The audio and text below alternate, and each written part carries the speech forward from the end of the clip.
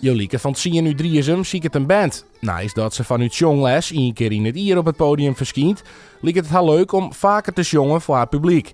Daarom deelde ze via de Facebook van haar mem een bericht. Ik wil heel graag in een bandje en die komen wij net vinden, want het is best wel moeilijk om vanuit 10 tot en mij 15 een bandje te zieken. En daarom wil ik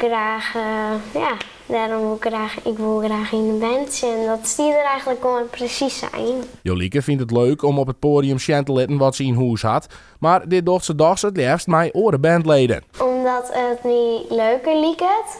Want ik vind het alleen soms echt wel volle spannender. En dan kunnen die oren ook zeggen van Jolieke, kom op, ik je dit aan. En dat vind ik er heel fijn hoor. De jonge jongeres zongt het liefst Engelse versjes. Zodra het de radio ongeet, zongt ze dan ook uit volle borst mee.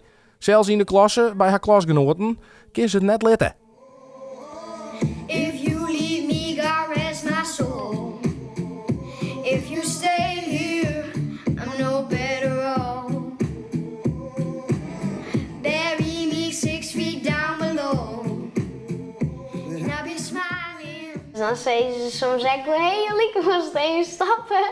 Dus ja, ik ben soms wel een beetje te vol om het jongen misschien. Ja, dat is wie ze er vervelend als te vol in de lesje. Het is vervelend, maar ze denken gewoon zeggen van, hey Jolieke, een beetje zachter. Something's got a hold of me lately. No, I don't know myself anymore. Jolieke had intussen al een aantal reacties gekregen, maar liet het die als Jim echt leuk om te jaren met haar in een band te spelen, dan kiest de reactie op de Facebook van haar mem, Janneke Rauwerda, achterlaten. Out of my mind, how many times did I tell you I'm no good at